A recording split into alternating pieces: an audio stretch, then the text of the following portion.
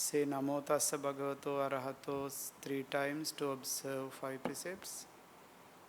Namo Tassa Bhagavato Arahato Samma Sambuddhassa. Namo Tassa Bhagavato Arahato Samma Sambuddhassa. Namo Tassa Bhagavato Arahato Samma Sambuddhassa. Buddhaṃ saraṇaṃ gacchāmi.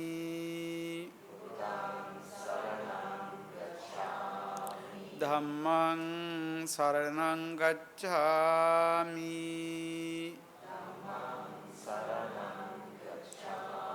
Saṅghāṃ saraṇaṃ gacchāmi.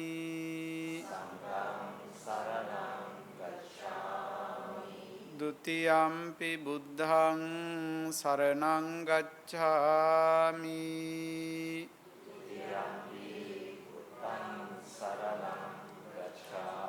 Dutiyampi dhammaṃ saraṇaṃ gacchāmi.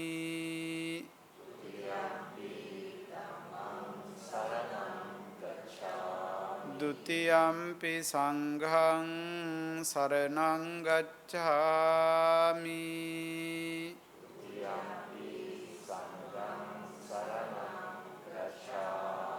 Tatiyampi buddhaṃ saraṇaṃ gacchāmi.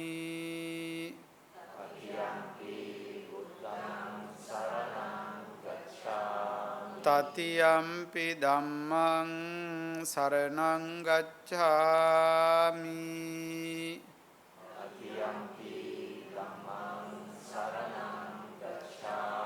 Tatiyampi saṅghāṃ saraṇaṃ gacchāmi.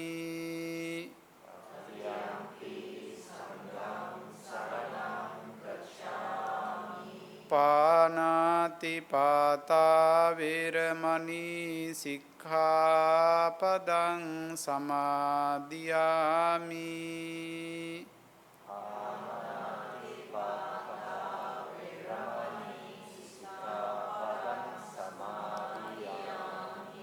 Adinādāna vīramani sikkhaපදං samadhiyāmi.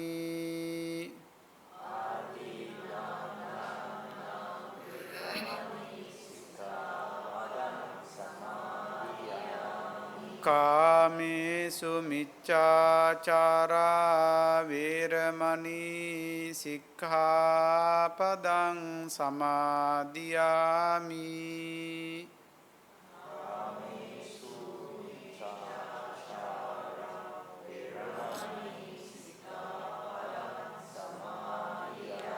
Musāvādā vīramani sikkhaපදං samadhiyāmi.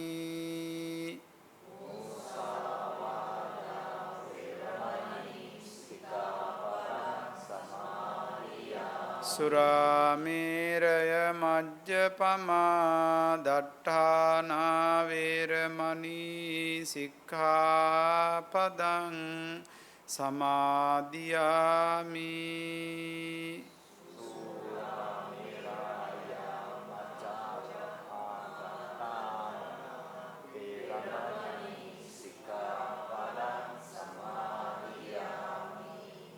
You may take a seat now. Samantā cakkavālesu atrā gacchantu devata saddhammang munirājassa sunantu sagga mokkadaṃ.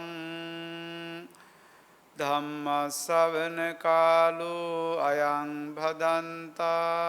Dhamma savana kālo ayaṃ bhadantā. Dhamma savana kālo ayaṃ bhadantā. Namo tassa bhagavato arahato samma sambuddhassa. Namo tassa bhagavato arahato samma sambuddhassa. Namo tassa bhagavato arahato Samma sambuddhassa. Adasime akasime ñāti mitta sakācame pētānaṁ dakhinam dhajjā pubbē kata manussaranti. Say sadhu 3 times. Sadhu, sadhu, sadhu. Good evening, dear Dhamma friends. Today we are going to conduct another Dhamma sermon that we have organized during the Vassana retreat period at the Mangala Vihara Buddhist temple. Today's Dhamma sharing is on dedication of merits to departed relatives. Hope that this is one of the mostly what we practice in our life, dedication of transferring merits to the departed ones. We all have a close relationship with departed ones. Once the Buddha mentioned that there is no, in this universe, a place where we have not buried in our sansaric life. It means we all are sojourning a lone journey of this sansara. This is one life we gained. Hereafter we will be born another place. Then this is a circle. This is a circle of life, circle of sansara. On the other hand, every life we gain, we receive, we have relatives. We have our parents, our siblings, as well as father-in-law, mother-in-law, even our children as well. All are relatives. So basically, in Buddhism, there is a word called ñāti sālohita. You know, sālohita means the blood. ñāti sālohita means blood relatives, which are coming from our father's side, our mother's side, the relatives from our father's side and mother's side. All these are considered the relatives. As you know, some of the past relatives are not alive. Right? We have a generation from our father, generation from our mother, but they are not alive. Then when they are disappeared or the departed, we call them as departed beings.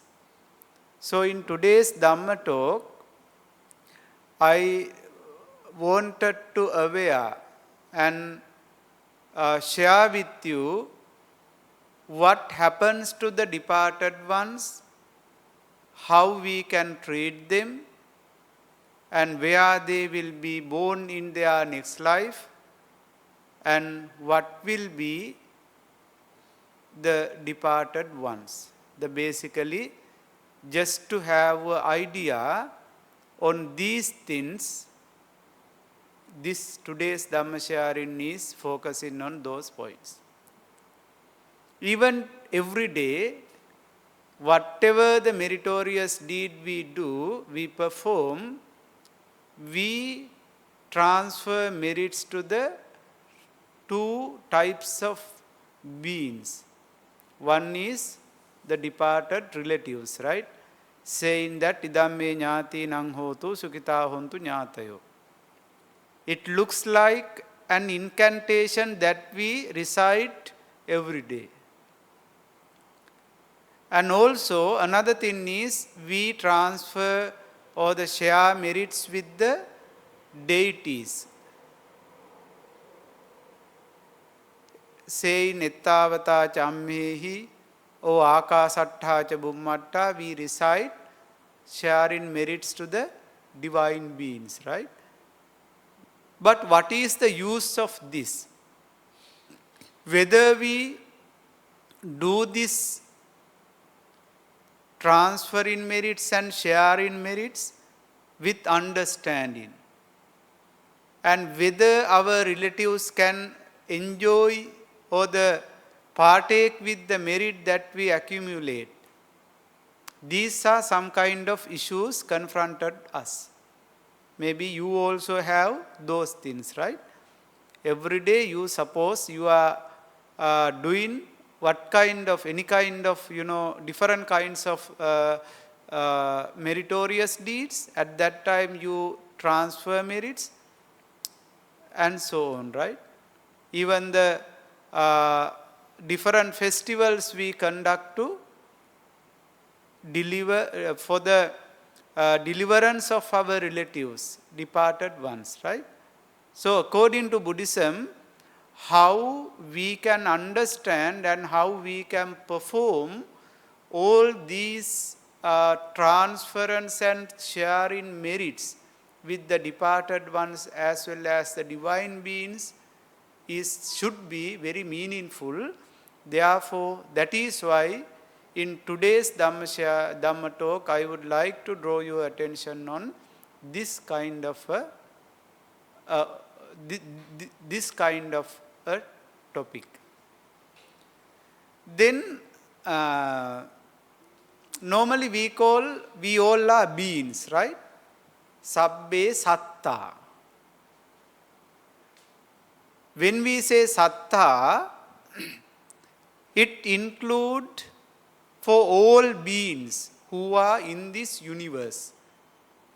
But even a man, a person, we can say satta. Manava satta, human being, right? Buddhism says the word manava satta, human being. So then, who is the being? A being is one who has created by using two phenomenons, which are known as names and forms. Names and forms, right? Here forms means the rupa in Abhidhamma, and doctrinal teachings clearly mentions that rupa means the physical body, the appearance of the individual, and what we can see outside, outer appearance of an individual, right? We call rupa. And then inside, hidden the individual, there are four names which are considered Vedana. Vedana means feelings. Sanya, expositions. Sankhara and Vijnana, consciousness, right? There are four names accordingly. In collaboration of these two names and forms, we call a being, right? What is the difference between these two? We call a living being when these two are getting together. When a form exists, when there are names within that person, we call a living being. Then how a person, when departed person, what will happen? then the names are going away from the forms. But form is still, Rupa is still exists, right? When one passed away, his dead body is still survive. But no names within that. Feelings, expositions, as well as perceptions, consciousness, any other names are not available there. It looks like a kind of, the liveless individual. Then what is the nature of the life? Accordingly, as I mentioned earlier, we all are sojourning this samsara, right? There are 4 major stages of life. Then birth, jati, old age, jara, vyadhi, affecting diseases, marana, death. Again, after death, jati, birth, right? This is the circle of the sansaric life.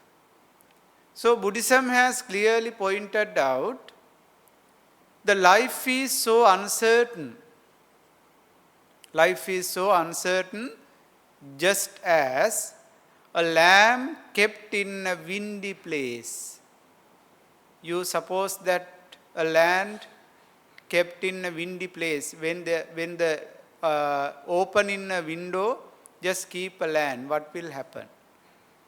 When wind comes, land disappear, right? Lamb disappear.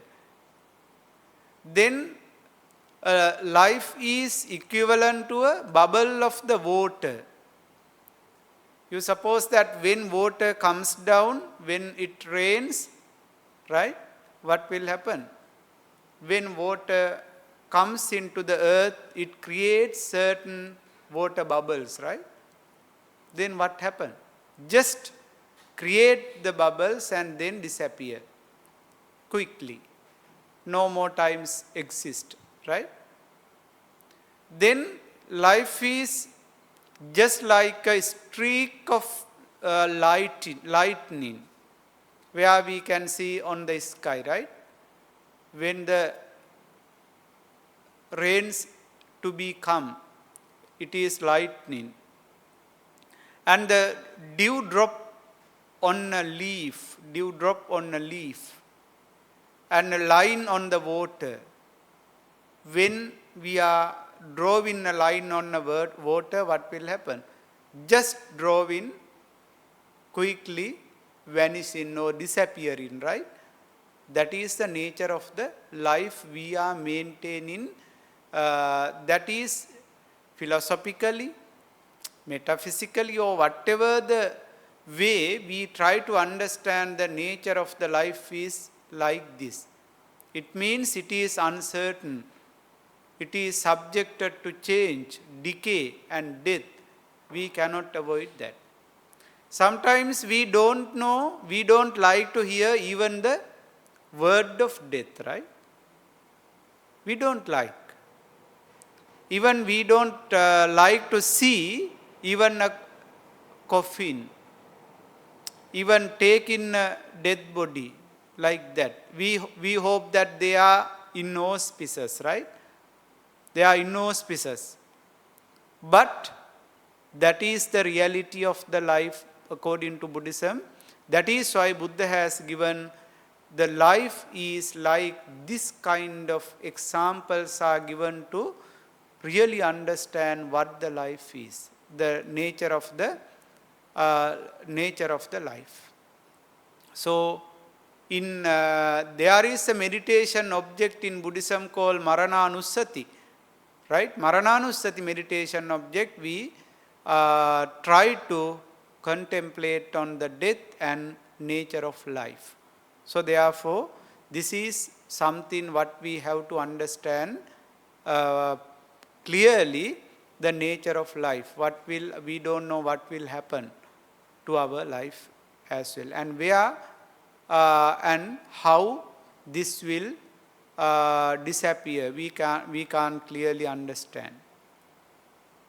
Then Buddha says that death will indeed come. No one can overcome this nature.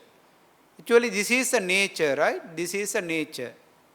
No one can overcome that.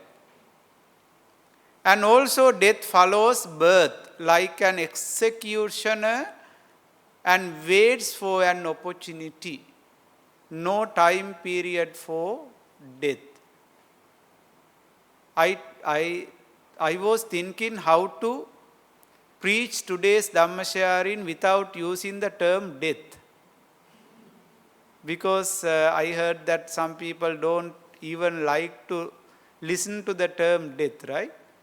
So I was thinking how to do that, but because without using that word, I cannot explain about departed ones and how to transfer merits to them, right? That's why I just try to use this word. Don't worry about that. This is for the communication purposes, right? Then the Buddhism clearly says that uppattiya sahevedang maranang agatang sada. Death follows birth like an executioner and waits for an opportunity. Right? You know, we don't have a proper time to pass away. Sometimes maybe infant period, even in the mother's womb, even in embryo, one can pass away. Even in childhood, young period, no one knows, right, how it happens and so on. Therefore, it follows the birth. And the thing is that death comes in an instant even to Buddhas endowed with great wisdom, right? No one can overcome that. Even though the Buddha, Arahants, Pacceka Buddha, or the world recognized and renowned political leaders, right? Most of the richest people, all had to face this situation. No one could overcome this situation. Therefore, we should really understand without being afraid of that. Therefore, this is the real nature of the life. Then after death, what will happen? Now, this is a kind of metaphysical question, right? After departing, where will we go? Where will we be born? What will happen to us? That is a metaphysical question. In Buddhism, it is clearly mentioned in Buddhist discourses that there are 31 distinct planes or realms of existence where departed ones born. How many? 31 realms. Then, where these 31 realms are located? They are located from the sorrowful and painful hell realms to pleasureful, most exquisitely defined and blissful heavenly realms. In between hell and heaven, all these 31 realms are located according to Buddhism. So the thing is that existence in each realm is not permanent, that there is no eternal heaven or hell. We should really understand this point is very important. There is no eternal heaven, no eternal hell, because it can be changed. So one who is in the heaven would come to the hell tomorrow, or one who is in the hell can move to the heaven. That moving is the nature of the sansaric existence. There is no eternal hell or eternal heaven according to Buddhism. Therefore, all beings are sojourning with the birth and death among these 31 realms, 31 places, according to Buddha's teachings. Then, by further exploring about the 31 realms, 31 places, there are 3 places where the departed ones could be born. They are Kama Bhava. Kama means the world of pleasures. Rupa Bhava, fine material worlds. Arupa Bhava, non-material worlds. These are some kind of metaphysical things, right? Just try to understand. I'll explain how to transfer merits and so on. Before that, this is for your understanding. The knowledge is very important rather than practicing something right as a right. That is why just say all these things. There are 3 major realms where the departed ones born: Kama Bhava, Rupa Bhava and Arupa Bhava. Out of them, the world of pleasures, Kama Bhava, is subdivided into 3, as you know. What are they? The 4 woeful existences, which is called Apaya or hell. 4 woeful existences, Apaya or hell. Then Tirachana, animal realm, right? Or Peta, hungry ghost, the realm of hungry ghosts. And the Asura means a class of beings lower to gods. So here there are 4 woeful existences where the beings are born, departed ones are born after their departure. And the second one is the human realm, where we are, right? We are in the second place, which belongs to the Kama Bhava as the human realm.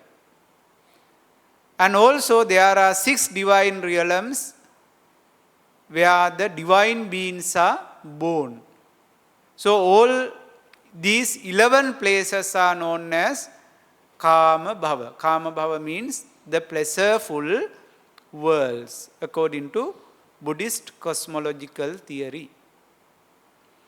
Then let me explain what is called Niraya or Apaya. We all are frightened, right? We all are frightened to be born in the hell. Why we are frightened to born in the hell? Because it is full of sorrowful, right?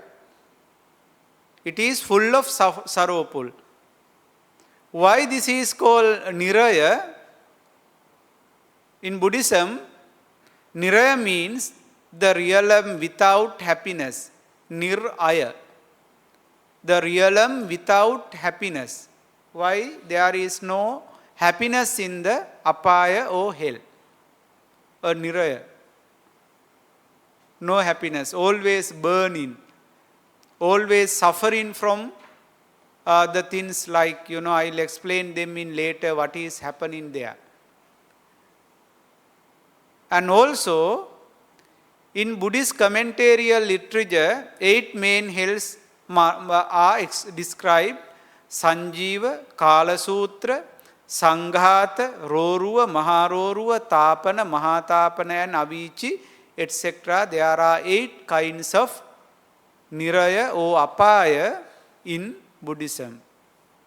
Out of them, the last one is described as the most severe, most sorrowful, most severe according to Buddhism. Out of the 8 apayas or the Niraya, the 8th one is Avici, is considered the most severe one, most sorrowful one, most painful one.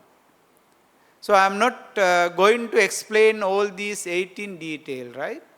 I just want to open your eye regarding what will happen after our next life. Then there are so many Buddhist teachings where we can really understand about the nature of the hell, nature of the apaya. So there is a sutta known as Devaduta Sutta and Bala Pandita Sutta. So these two suttas are clearly emphasizes the nature of the hell and the punishments given in the hell. If I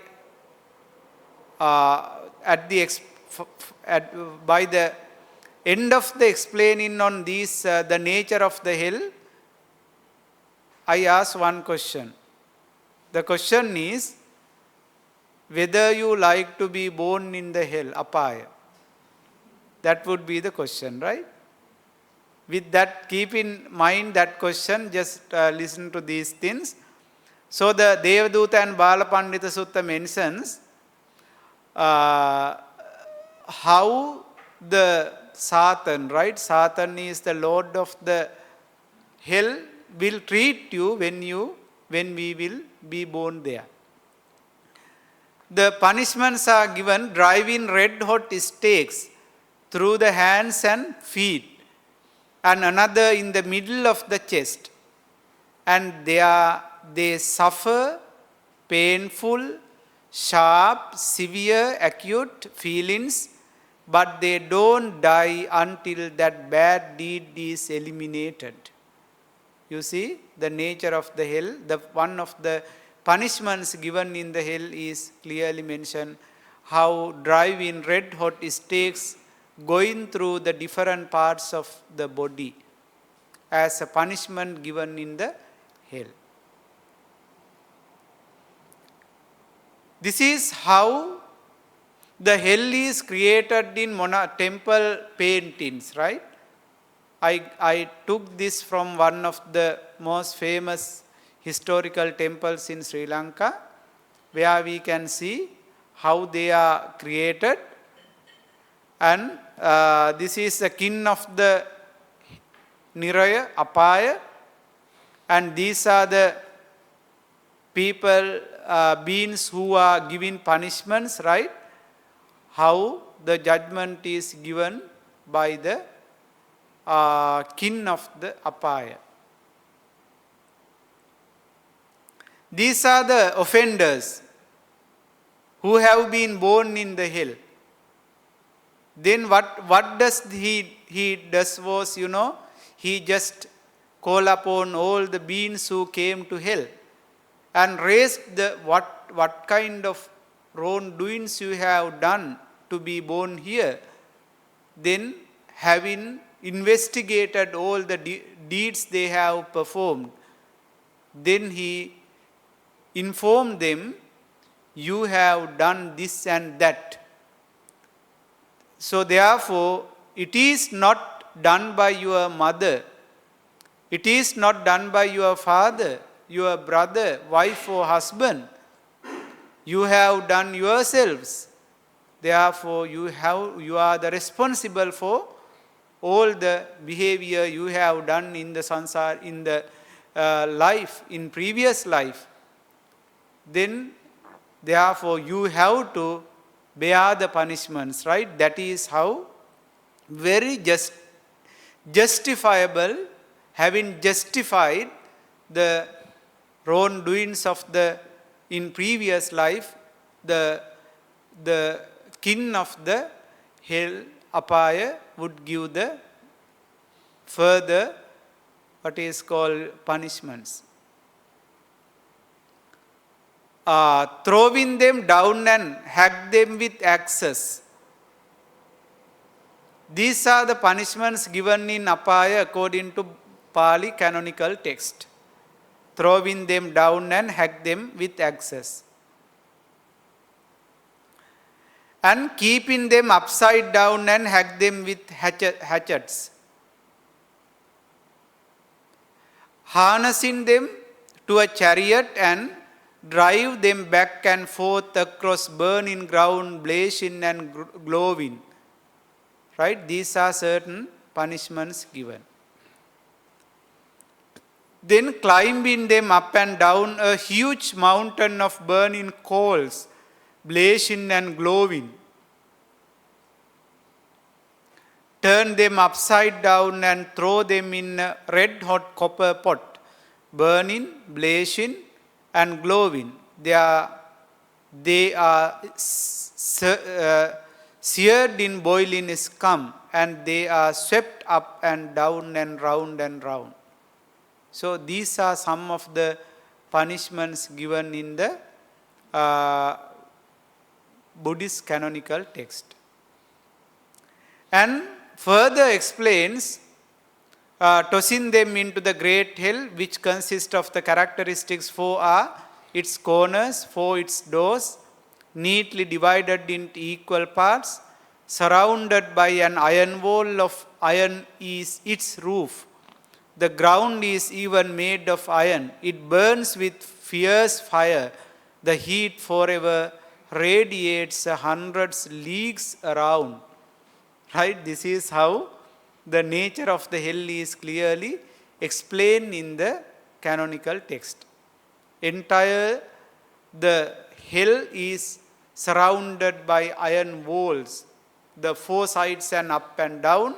Inside, burning and fierce fire is burning, and the beings who are being born there, they have to burn within inside.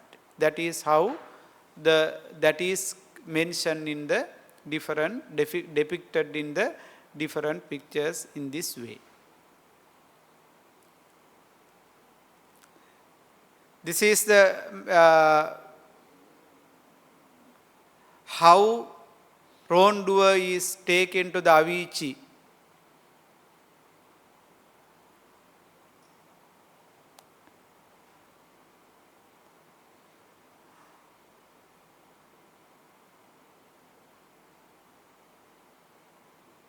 Okay, that is regarding the apaya, right? Niraya or apaya, the nature of the first pleasureful place which is called apaya, niraya.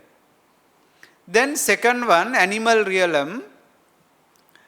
I think no need to explain more about animal realm because they are living around us, right? The animal realm includes all the non-human forms of life that are visible to us under ordinary circumstances: animals, insects, fish, birds, worms, etc. So it is considered that they are around us. Right? My question is whether the animal realm, the beings born in the animal realm or the human world is more. Which one is more? Who are more? Animal realms. Because we cannot see some of them, right? Even very small species, we cannot see them. The humans can be counted, right? World population we can count. The particular country population can count. But animals cannot count. Even you see an ant, how many? Billions one place, right? Within a short, very small place, billions. Even the other animals like, those who are sacrificing their life for the others' food, there may be billions, right? So therefore, that is the nature of the animal world, animal realm, and we can really understand how they maintain our life. But there is diversity. There are certain animals, one may be reborn as an ornamented animal, like, bird with bright plumage, a horse with attractive markings, right? Even among our domestic animals, there are some who are having a very luxurious life, right? Living in AC room, right? Even living in very comfortable way, right? So even though they have been born in the animal realm, they have enjoyed, they have done some meritorious deeds, even their sansaric life. The Buddhism says in that way. Then 6 planes of celestial beings, which is called Devaloka. According to Buddhism, there are 6 divine worlds, right? Chatum Maharajika, Tavatinsa, Yama, Tusita, Nimmanarati, Paranimmita, Vasavatti. Right? These are, which is called Divya Loka or divine worlds. They exist above the human world. The Dhammacakkappavattana Sutta mentions that the divine worlds are situated in a gradually ascending order, one above the other, 6 divine worlds, right? So therefore, there are 6 divine worlds where the beings are born after they are after they are passing away. Also, there are Rupa Brahma Loka, planes of fine material existence. There are 16 planes of the fine material existence, Rupa Brahma Loka, in which rebirth takes place when one passes away, while in one of the first 4 deep absorption states, Rupa Jhana, through concentration, meditation, Samatha Bhavana. When someone practices Samatha Bhavana, concentration, meditation, they can attain the deep absorption states called jhana. When they realize the jhana, they will be born in the Brahmaloka, right? There are 16 Brahmalokas in Buddhism. I am not going to explain them. The list of the names are here. So the 16 Brahma worlds are available in which is explained in Buddhist literature. Apart from that, there are 4 immaterial, planes of immaterial existence, which is called Arupa Bhava, Arupa Loka.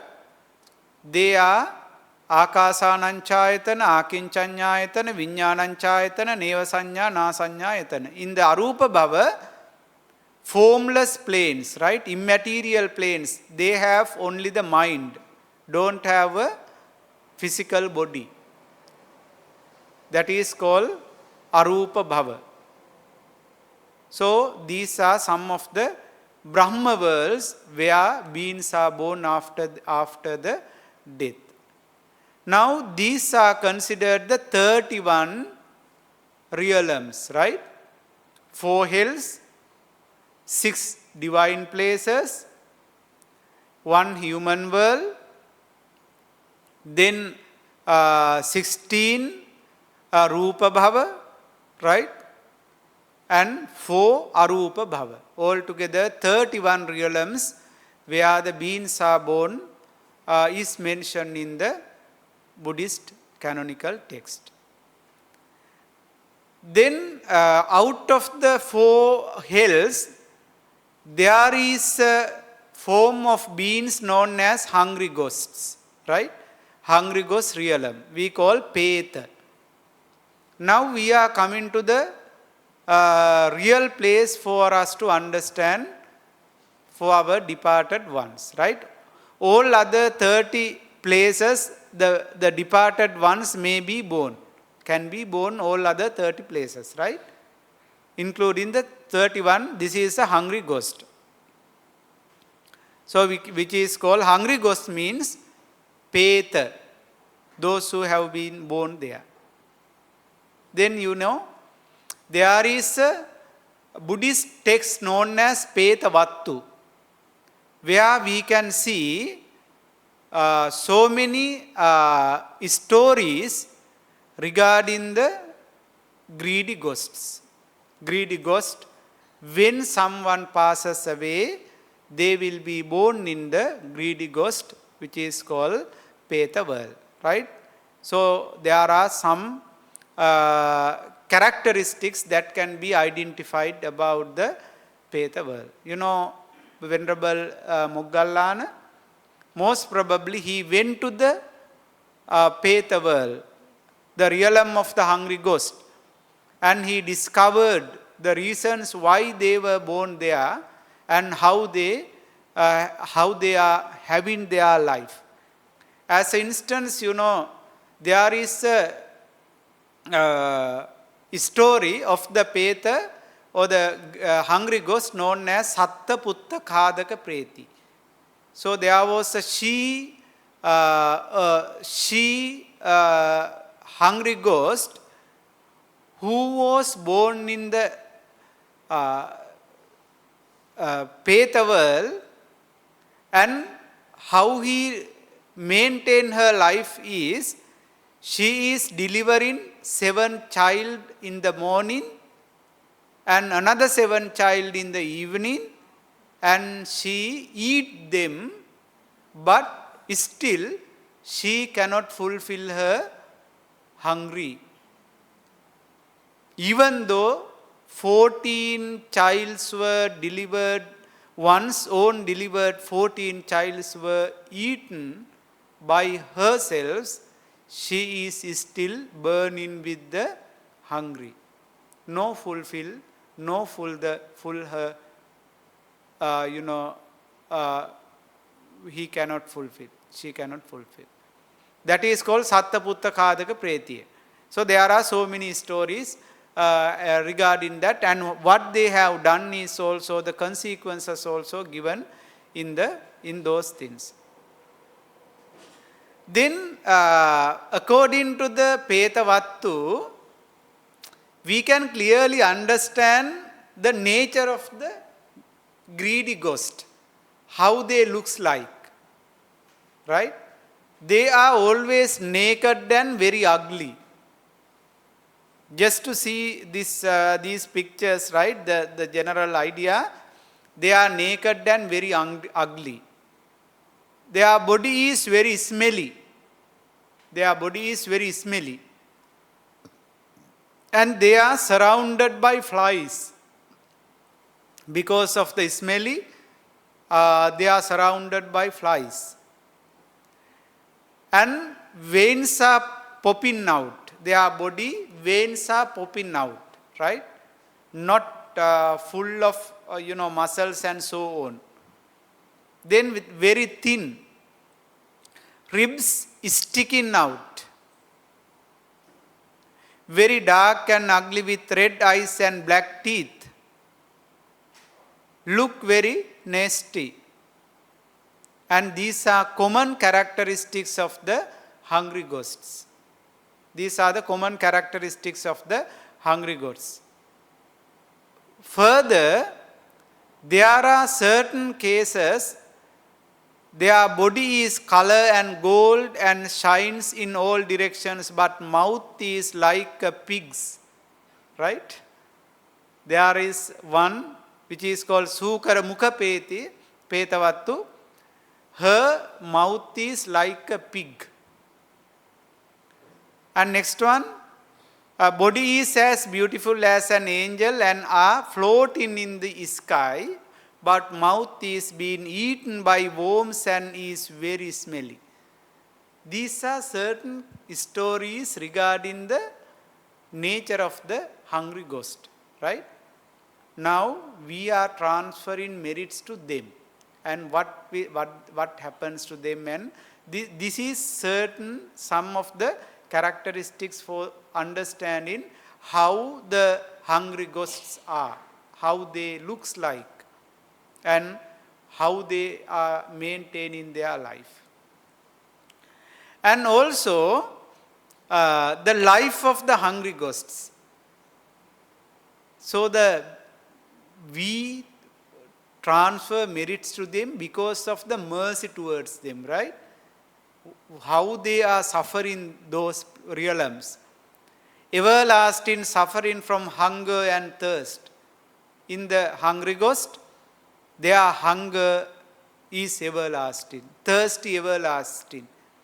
Even though, as I mentioned earlier, even though 7 child born were eaten by herself, cannot fulfill the hunger or thirsty. That is the nature. Apart from that, what they are food? They are having saliva, mucus, phlegm, the fat of burning bodies, the blood of women giving birth, blood of wounds, pus, and the blood from shaving wounds. These are their food according to text. And also can only feed on the pus and blood of humans and animals. They don't have a house, therefore they stay in the cemetery or the public places, streets and somewhere else. And they must wander around the world naked and always hungry for 500 years.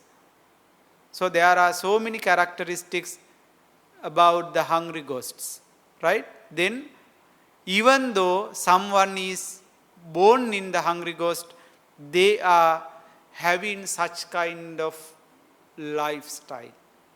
They have no delicious food as we are experiencing.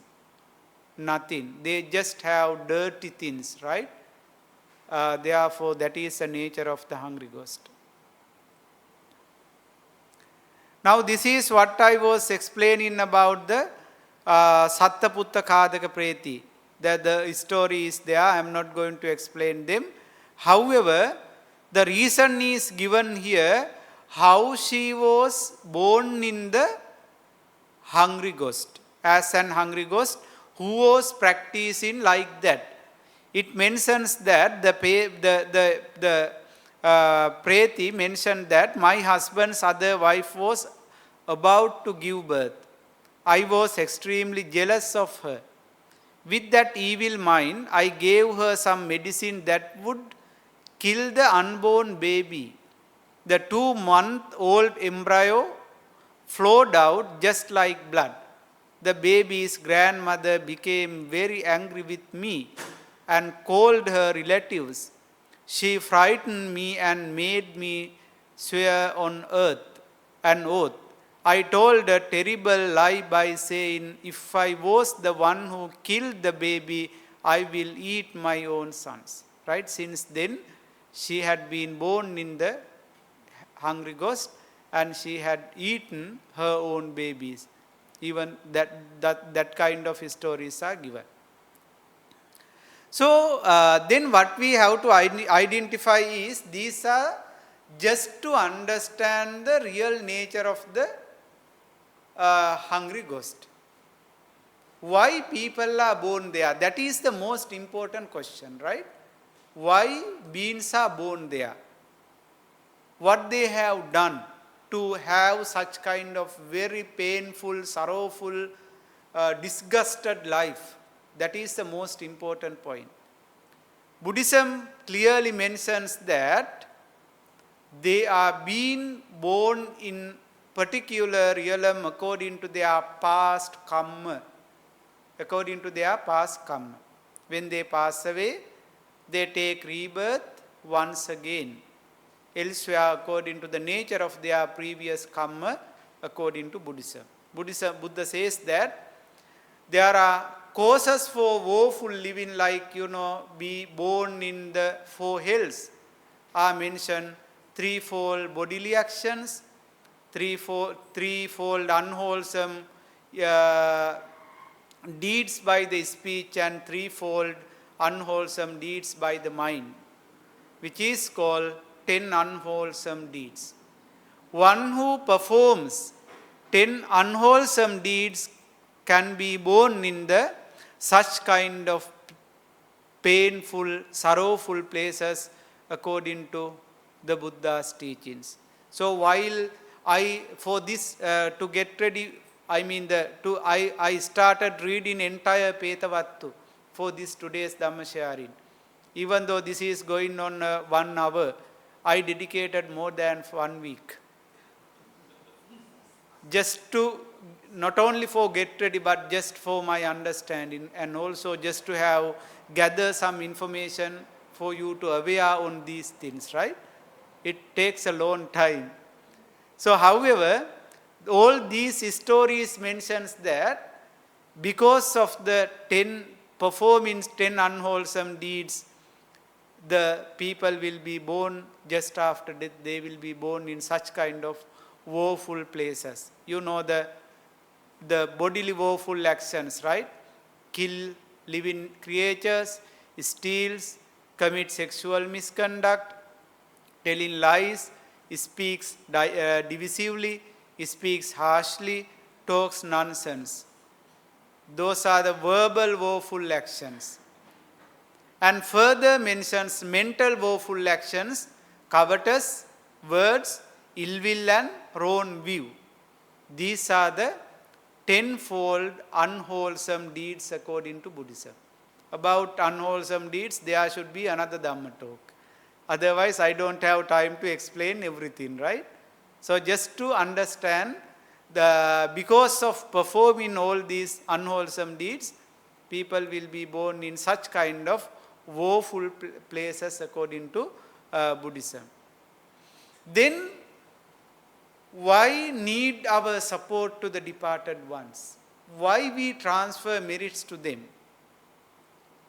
Buddhism says that there is a very famous Petavattu known as Tirokudda Sutta, right? Tirokudda Sutta, you may have heard about that.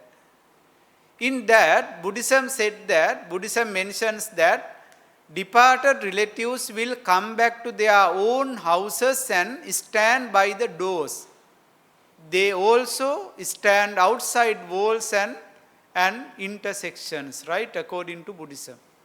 Because as I mentioned earlier, the greedy ghost, they don't have houses to live, right? Just as us.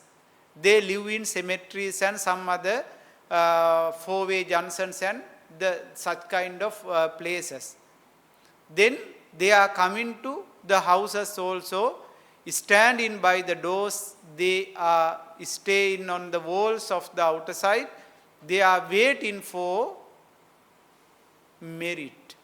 Until we transfer merit, they are waiting in such places by considering that they are relationship. The thing is that in the ghost realm, they cannot do any kind of farming, cattle breeding, cattle herding, trading, buying, selling, or use of gold and money. They cannot do anything. Even they have no anything, any property like us. Also, they cannot do any meritorious deeds, right? There are no temples in the Peta world and the hell, right? No monks can see. Even no one leads our life to right path. Then what they are having, they depend on the merit that the humans are transferred. Therefore, Buddha said that when someone passes away, it is useless of weeping, being sorrowful, lamentation, and in any way we cannot treat our departed ones. Sometimes we weep, sorrow, lament over their death. We cannot support them, help them. If they can give new life, right? The Buddha says that they will remain in the ghost world no matter how much we cry. How much we cry. Therefore, they still remain everlasting. Right? Even crying, lamentation, and also the stay in sorrowful and weeping, we cannot survive in that way.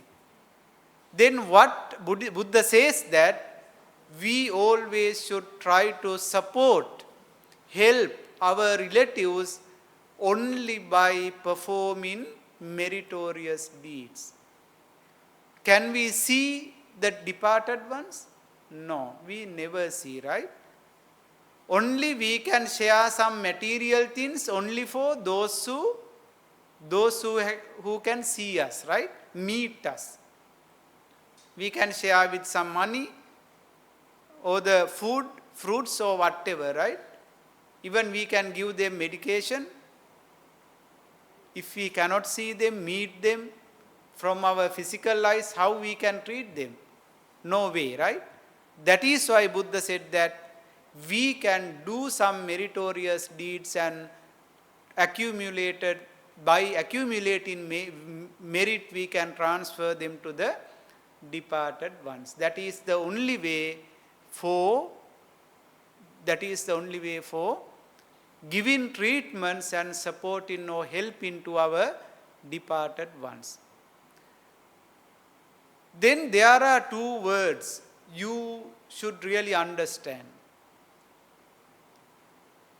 Transfer versus share in merits.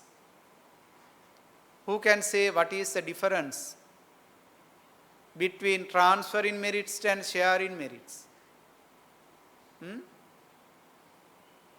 Who knows? Can raise your hands, those who know that? Okay, very good to explain this one, right? So there are two words in Buddhism called Pattidana and Pattanumodana. Pattidana means transfer in merits. Transfer in merits. You suppose that we do some charity, right? We practice generosity. We just offer dana to Mahasangha or whoever. Then we transfer merits to departed ones. That is a way of transferring merits, right? So then there is another word, Pattanumodana. Pattanumodana means share in merits to rejoice others. Pattanumodana. It means that is not something transferring, right? Share with others. As instance, there is a very good, interesting sutta known as Janussoni in Anguttara Nikaya. This Janussoni sutta, one of the Brahmins approached the Buddha and raised a question in front of the Buddha. We do some charity for our departed ones. We offer dana, we do some charity works for our in the name of our departed ones, whether they rejoice with them, whether they partake those merits. Then Buddha said that there are two possible and impossible places where they can rejoice with the merit. What is the possible place? That comes under the Pattidana, transfer in merits. That is the only for Petas. Hungry ghost can rejoice with the merit that we transfer. Only the hungry ghost can rejoice with the merit that we transfer them. What about the others? The Devas? Can we transfer merits to Devas? We cannot. Brahmas cannot. Humans? We cannot. Beings in the hell, apaya, right? Underworld, beings in the underworld cannot. Even animals we cannot. Sometimes we try to practice like that, right? So Buddha says that the places, only the hungry ghosts can transfer merits and others we can share with others. How we can share with others? As an instance, you may raise a question, then why we transfer merits to the deities? Right? As I mentioned at the beginning, we always say that ettavata chammehi akasatthaja bummatta, right? Just to transfer merits to the deities and gods, we cannot transfer. But they can rejoice. Rejoice means, you suppose that you do some meritorious deed. Your mother or parents are not here with you. Then after doing that, you just send some photos for them.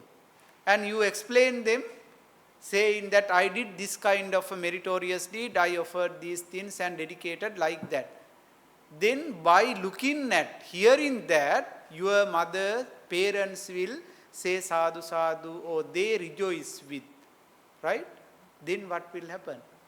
Then that is how we share our merits with them, right? You see, understood? Even the devas, why we invite the devas to listen Dhamma at the beginning? Normally, when something good things happen, devas are surrounding. Then they are looking at, and they just participate. Then only just participation, after that they can rejoice with looking at those things. Those who are in hell, they cannot see how we do meritorious deeds in the human world, right? Then they cannot rejoice with. We cannot transfer. So only those who are physically or mentally with us can rejoice with the merit by sharing what we have done according to Buddhism. Okay? So therefore that should be very clearly understood. Then another thing is, the Janusoni Sutta, the Brahmin raised the question whether my blood relatives can rejoice, partake the merit. Then Buddha said, if they were born in the hungry ghost, they can. Then the Brahmin had another counter question. If they were not, even in the Peta world, right, Gosriyalam, there are 4 places. Vantasika, the spirits who eat vomits, right? And Kuppipasika, hungry and thirsty spirits. Nijja Mantika, the spirits who are consumed by craving. And Paradattupajivi, out of the Petas, greedy ghost, only those who have been born in the Paradattupajivi, the realm, the particular realm of the greedy ghost, can live on the merit of others, right? Then the Brahmin Janusoni said, if my blood relatives are not being born that place, Paradattupajivi, what will happen? Then Buddha said, there may be some other relatives who have been born past, and they will rejoice with the merit when you transfer, who have been born in the 4th one, Paradattupajivi, the particular realm. Then again Janusoni, the Brahmin, raised, if there is no one in even previous lives, the beings relatives are not there, what will happen? Then Buddha said, oh Brahmin, you cannot say. There is no one in this universe who had not become your relative in your sansaric existence. Everyone has made any kind of relationship in your sansaric life. We know only few traditions, right? Few generations, up to 7 generations, something like that. Before that, who knows, right? Sometimes I can be one of the fathers of you all in sansaric life. Can be. That is what the Buddha said. Therefore, this Paradattupajivi, that particular Peta world, greedy ghost realm, cannot be freed from our relatives everlasting. They are still there. You know the King Bimbisara's story, right? When King Bimbisara offered Veluvanarama temple to the Buddha, at that time he went to the bed to sleep, but he could not sleep. Some of the greedy ghosts with naked form came to his chamber and made certain noise inside. He was frightened and he could not sleep. Next day morning he went to the monastery and raised the question from the Buddha, why I was not able to sleep last night. Then the Buddha said, O king, you have done a great meritorious deed by offering the first monastery to Buddha Sasana. That was a marvelous and great meritorious deed you have done. But you did not transfer merits to the greedy ghost who had been born in the Paradattupajivi realm. They are waiting for 92 kappas, eons. They are waiting through 92,000, right? 92 eons by expecting someone will transfer merits to them. Even though you have done such a great meritorious deed, since you did not transfer those departed ones made influence over to you, then the king asked, how can I treat them further? Then said, you may offer dana to Sangha. Since they were in naked form, you offer clothes for them. Then transfer merits that you have accumulated. Then they will rejoice with them. The king did the same. And the next day, when the king was in the sleep on the bed, those people, those beings just appeared in front of him with the white clothes and they disappeared. Again, next day, king went to the temple and asked the question from the Buddha, why I saw these kind of people today? And then Buddha said, those are the beings who was waiting for merit. And then since you transferred merits to today, they rejoiced, right? Rejoiced, and they appeared in front of you to illustrate that they have been released from their Peta life. Some other the things like that. So what I wanted to say is, the Janusoni Sutta says that then someone may rejoice with the merit who have been born in our previous lives. Otherwise, Buddha said that no matter, don't worry about that. The doer, as you can rejoice with the merit you have done, so it will not useless, right? Those meritorious deeds, merits will not useless. You can rejoice with them. The Buddha says in that way.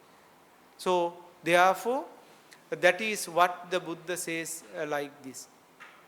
So then, in Buddhism, we always try to transfer merits to the departed ones, and then we share the merits with the divinities and the humans and some other beings. Then what we do is, when they wanted to, when departed ones, when they had been born in such kind of places, especially in Paradattupajivi, the particular realm of the Peta world, they can rejoice with the merit that we transfer them. Right? So, what we are doing is, the Buddha says, this is the story regarding the Bimbisara. So, what does it say? That offer delicious food and drink to virtuous people and transfer merits with their departed relatives. Right? That is how Buddha has mentioned. So, that is, since then, we try to transfer them like that. So why we should transfer merits to them, our departed ones? Because they have no any alternative to, if they have born in such kind of woeful places, they have no any alternative to release from such kind of painful and suffering and some other such kind of bad, worse situations. Buddha says that, why you have to do that? Because suppose that your parents passed away. Why you should transfer merits to them? Adasime, akasime, nyatimitta, sakachime. We have to think, adasime, my parents gave these things for me. Right? They gave life to me. They dedicated their life for growing up myself. They educated me. Right?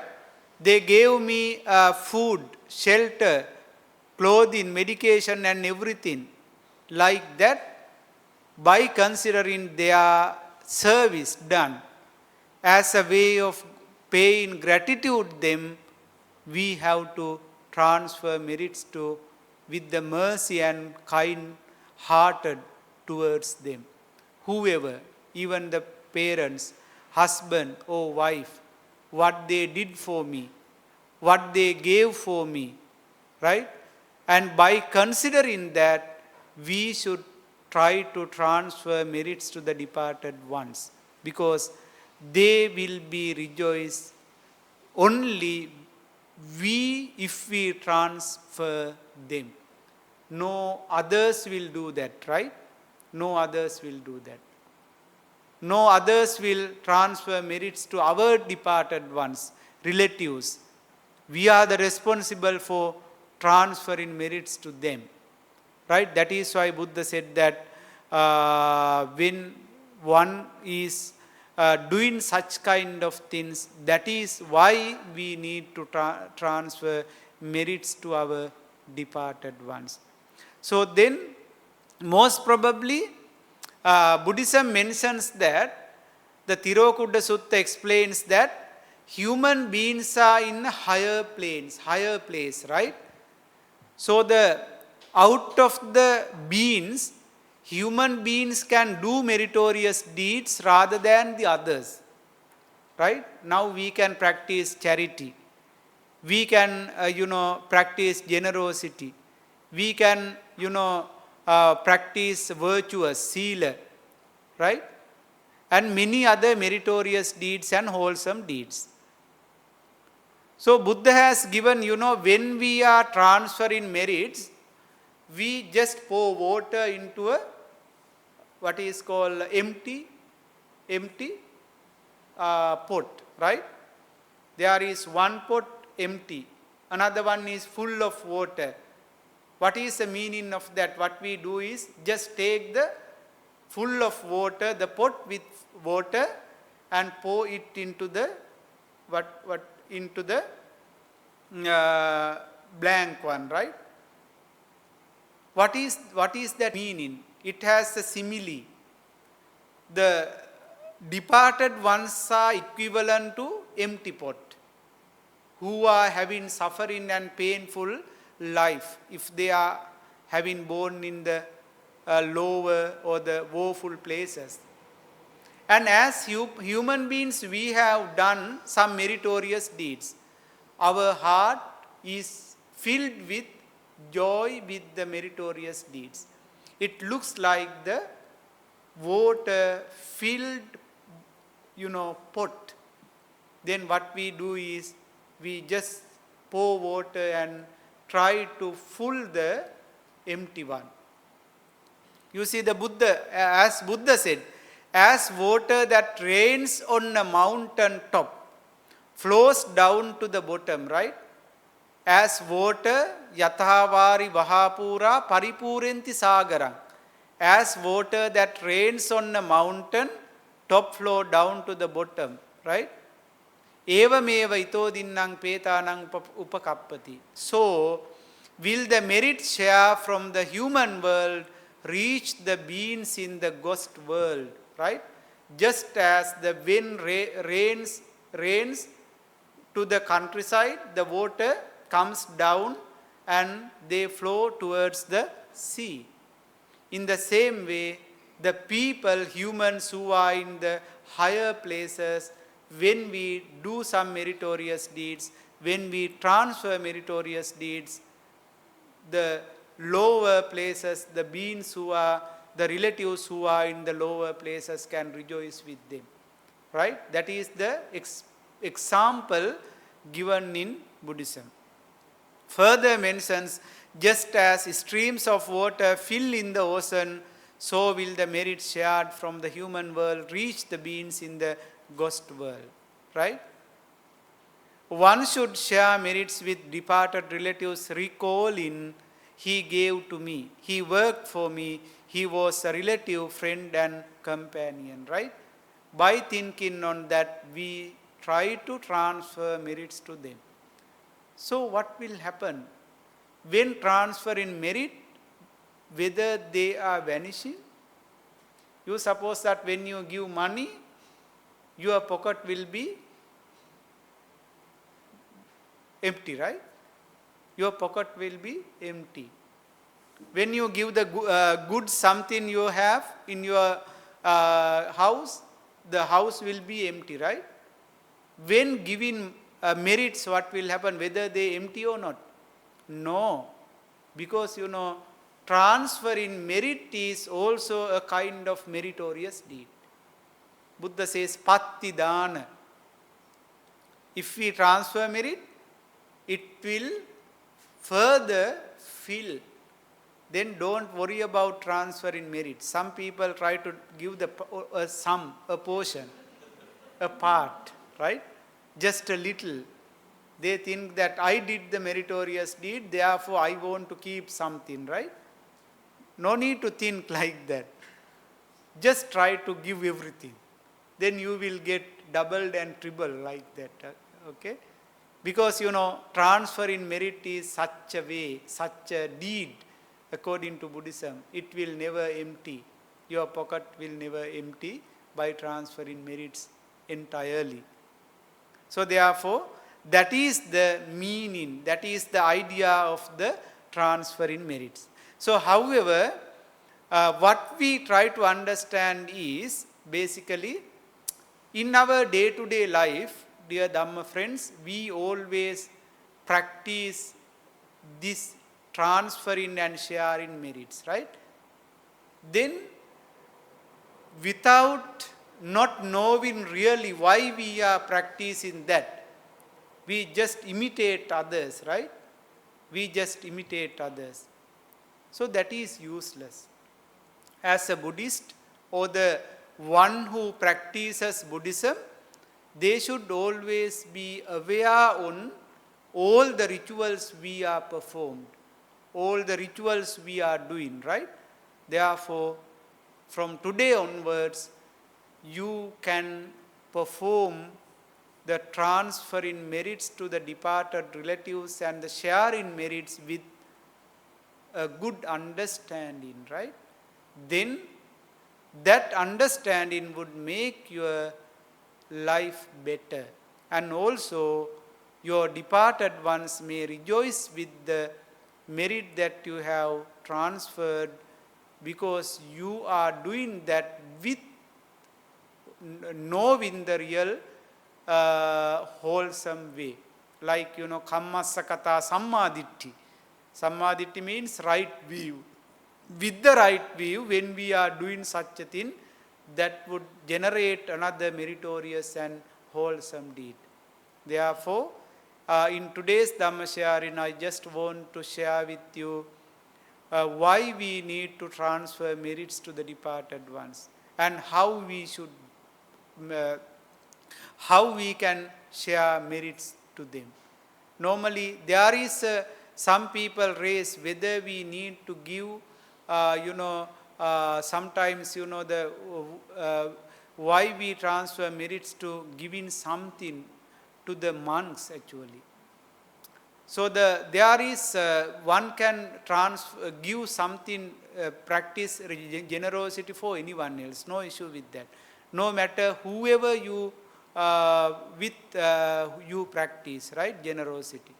But Buddha says that according to the sequence of the virtue one practices, so the merit that we accumulated higher than the others. That is why most probably we do that. Even though the Kutada, the Bimbisara's story mentions that accordingly, when someone is born there, it is related to Venerable, Mangala and Sariputta's life. Since they did always practiced with the departed ones and they are connected with them, there is a story behind offering dana and offering food or whatever to the Mahasangha and then transfer merits to the departed relatives. Okay. Then hope that you enjoyed with today's Dhamma sharing. Now the time for question.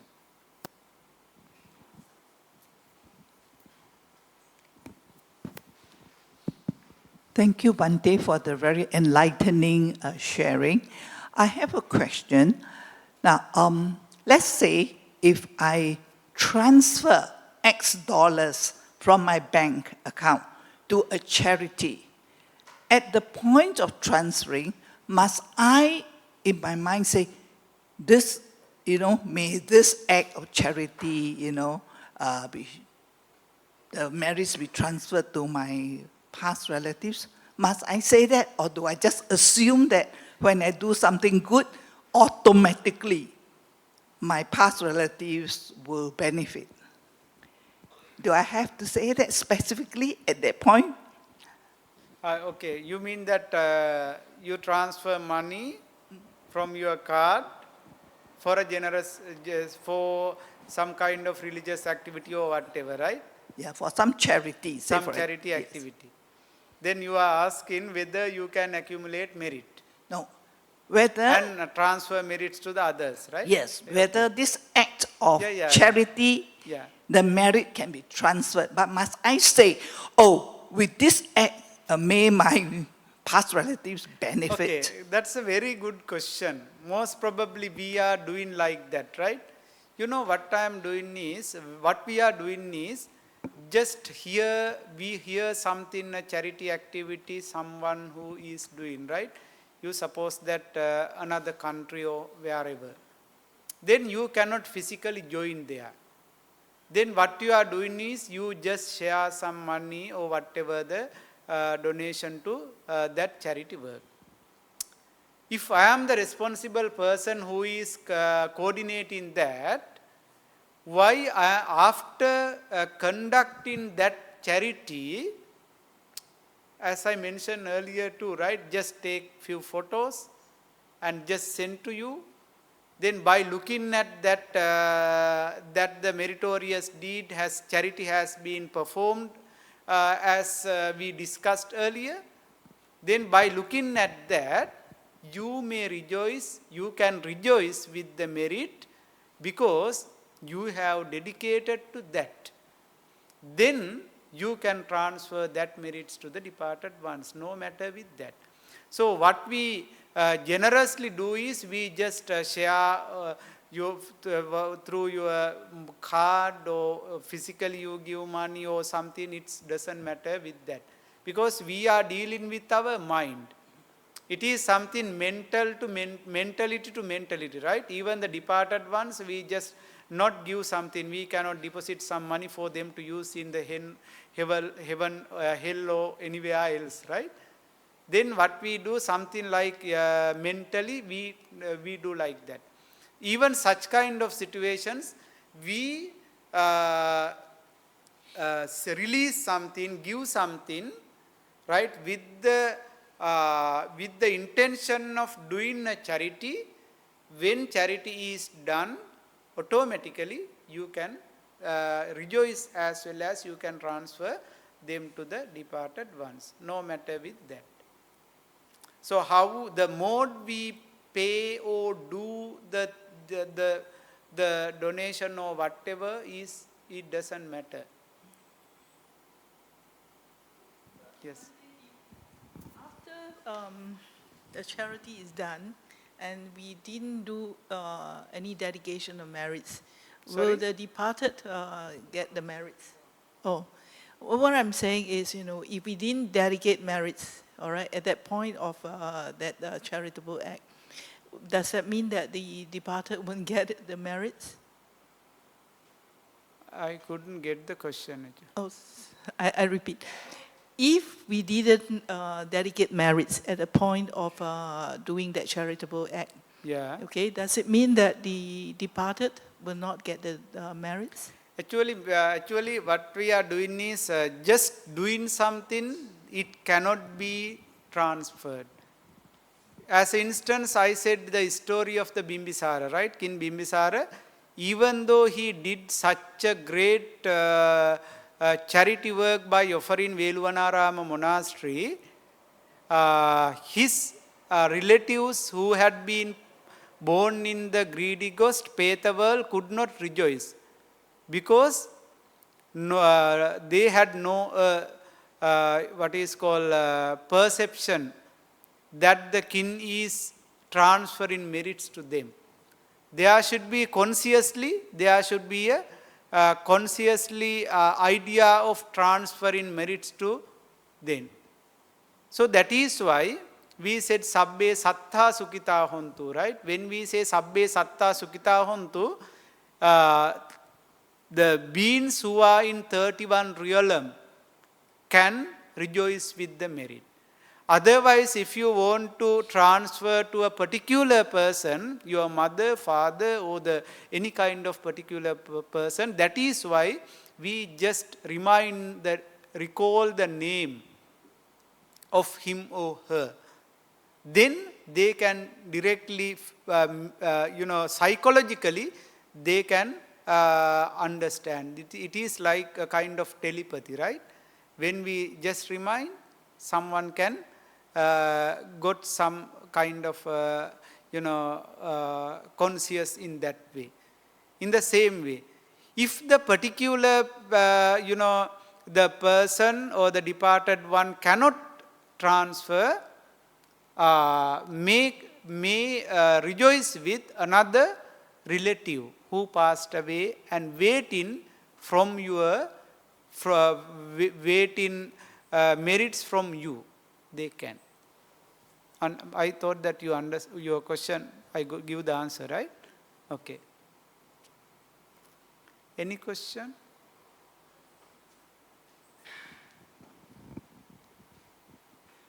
Bhante, my next question is on the the action of pouring the water from the teapot into an empty glass. Now, is there a correct way of, is there a correct way of doing it? Like I was doing that recently, and someone observed and told me, hey, your teapot mouth is touching the water. You cannot touch the water. The spout of the teapot must never touch the water because it has to be one direction flow. Is that true? Actually, that is a kind of ritual, right? Just to practice, like whether you touch the water, whether you touch another person, it doesn't matter. So that is something, that is symbolically, as I mentioned, just as the water which rains in the higher planes come down, in the same way the down places are covering with the water. In the same way, the people who are in the higher places can transfer merits to the lower relatives, right? That is symbolically we do that. It is a ritual or practice. So whether someone touched the water, even I saw that when pouring water, the dog comes and drink that water, right? Then someone can say it is something unauspicious or whatever. Even the children, right, very tiny infants like children, they will put their hand completely. So that is something practice, no issue with that. The thing is that we just try to contemplate that we are transferring merit to them. When we say idamme ñāti nang hotu sukita hontu ñātayo, even though we don't pour water into the empty glass, no matter, they will rejoice. Yes. Thank you, Bhante, for the sharing. I have a question. You mentioned just now that there are four types of petas, and only the fourth type can receive our merits, transfer of merits. So how do we help the other three types of petas? You mean... Yes, this one. Okay. Then what Buddha says is, actually this is not the really Buddha's teaching, because this is found in the Milinda Panha. We cannot find any discourse regarding these classification. For the later fabrication, Milinda Panha further states about the four types of petas. However, this Paradatta Upajivi means, Paradatta Upajivi means one who is living based on the merit given by the others. The real meaning is that para, others, datta, given, upajivi, living, right? Those who are living rejoice in others' merits, right? So that is the real way. However, the other three, while considering the other three, the eating vomits, right? Always being hungry and thirsty. And these are certain common characteristics of the greedy ghost, right? All the greedy ghosts are always thirsty. They are hungry, right? Even they are eating vomits and some other, the dirty things like that. That is the nature of their realm. So, however, it is said that Paradattūpajivi is the place only the petas can rejoice with the merit. So it is not clearly explained in detail about what will happen to these three. My understanding is most of the petas can rejoice with the merit, no matter, because of the other three clearly mentions about the common practice, common nature of the Peta world. Yes. Sorry? Different between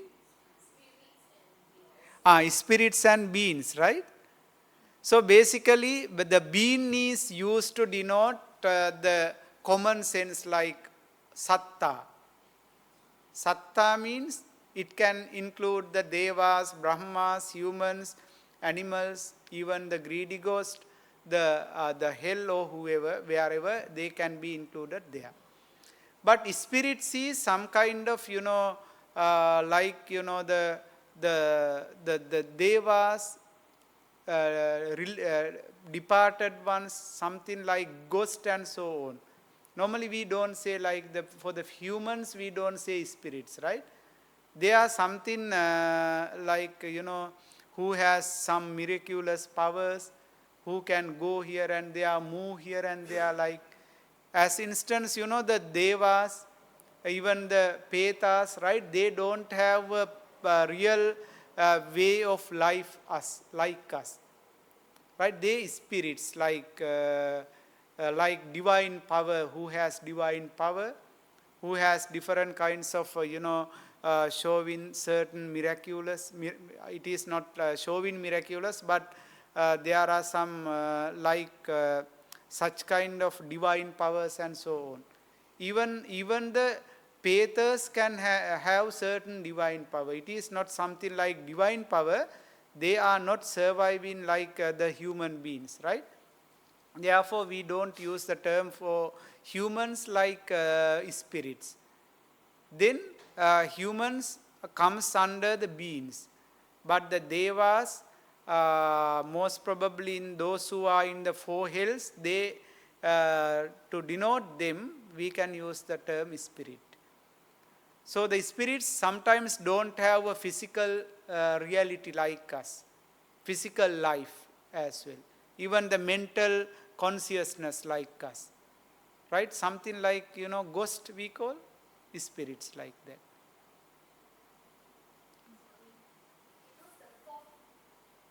Yeah. Where is... this is basically the spirits means the beings.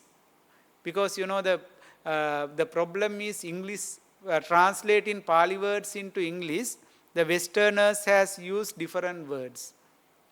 So that is the problem. As instance, here the beings who are consumed by craving, like, because of they are in Peta world, they had used the term spirits to denote them. But here, the beings who live in the merit of others, now the problem is, sometimes these Paradattupajivi, they have some kind of, physical reality rather than the earlier three. That can be the reason for using the term being rather than the spirits.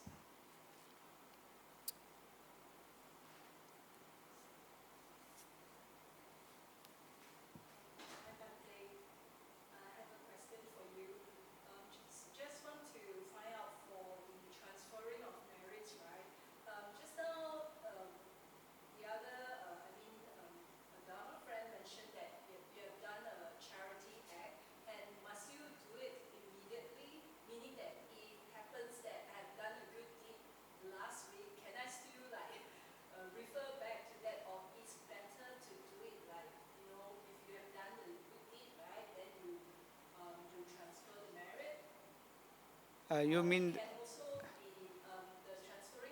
Yeah, you mean... Okay, you mean that whether you do the meritorious deeds this week and next week you transfer merits to the departed ones, right? Can, no problem.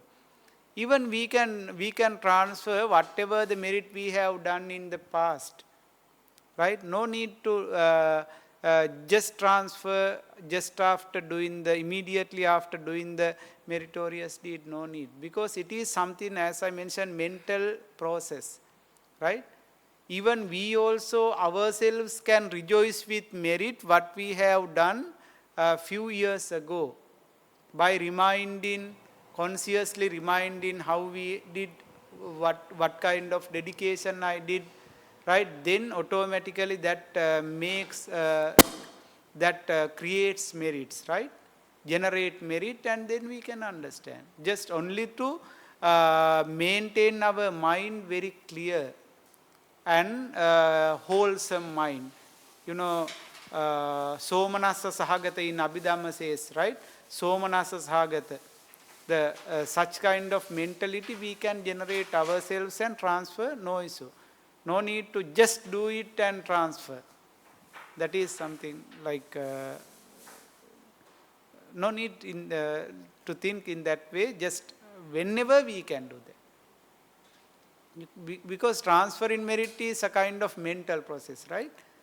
Then we can rejoice, we can do something, and then even you suppose that you forgot to transfer merits, and then you can do that.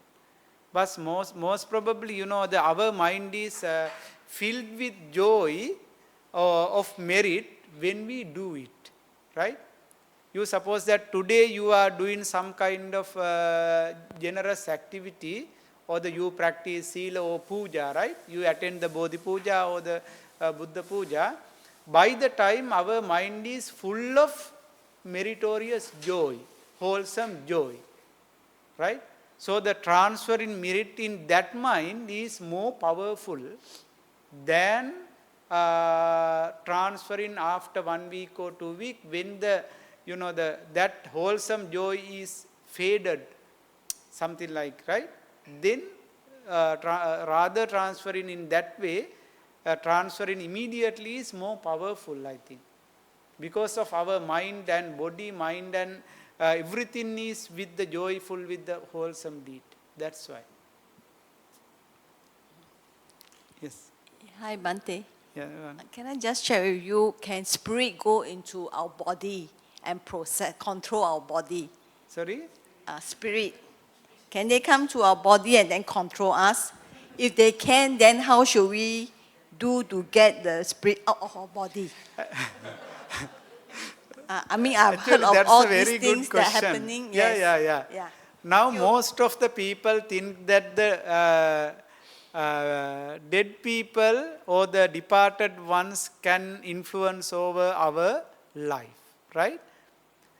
According to Buddhism, they cannot do. As instance, King Bimbisara, no departed ones comes to his body, or it did not make any influence or damage to him.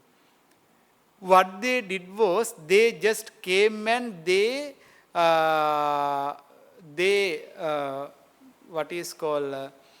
just symbolized or illustrated that they are waiting merit from the kin, right?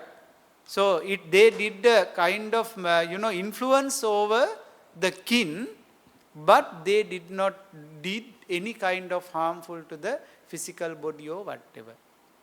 Then meaningfully the kin, since he really raised that question from the Buddha and then really understood, the Buddha said this is the way of treating them like that.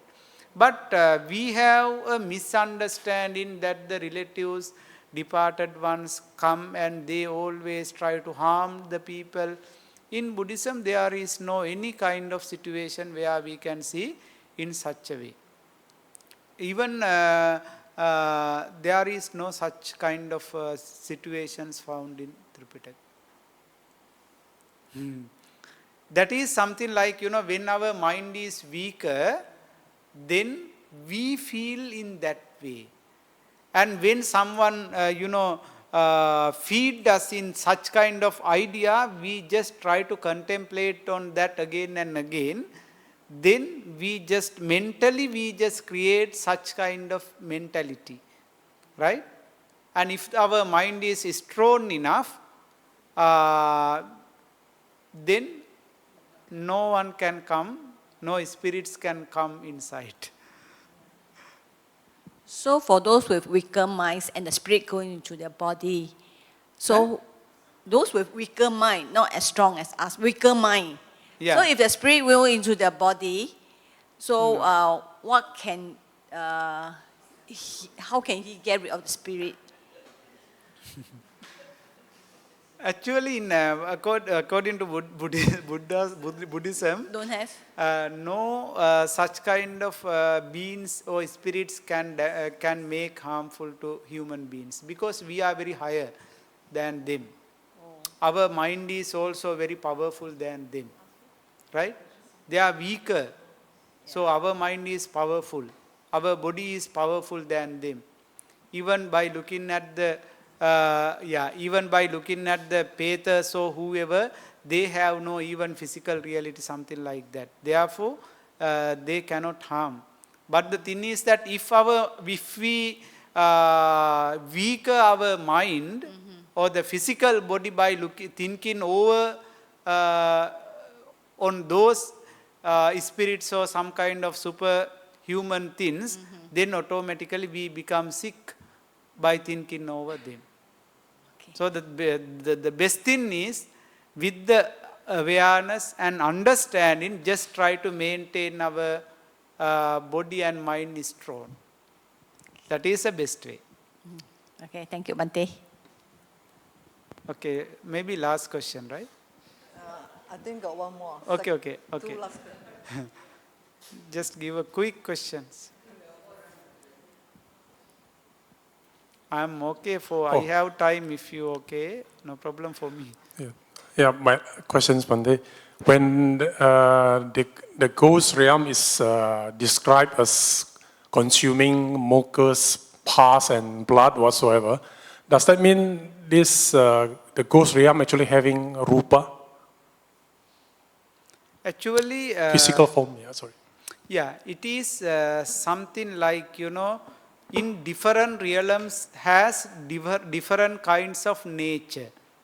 If we, just as we as humans, we eat food, we eat rice, right? We eat something like, the soup or whatever, right?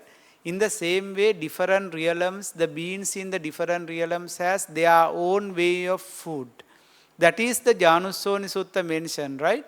Like, the deities, heavens, those who are in the heavens, they eat pleasure. Piti Bhakka Bhavisami Deva Abhasara Yata. Abhasara Brahma world, they eat pleasure means happiness. They live, sustain on happiness. When, when maintaining happiness, that is their food. In the same way, in the Peta world, as you mentioned earlier, even though they have a physical reality or the form or the rupa or not, right? We don't know, even there is the form for the deities, right? Gods, heavenly beings, because we have never seen. But there is a way of sustaining their life. In the same way, even though the Peta world, they may have some kind of way of maintaining their life with having food. Even according to the nature of the characteristics of the Petas who had been born in the Peta world, according to their nature like this, we can understand that there may be a kind of physical form, right?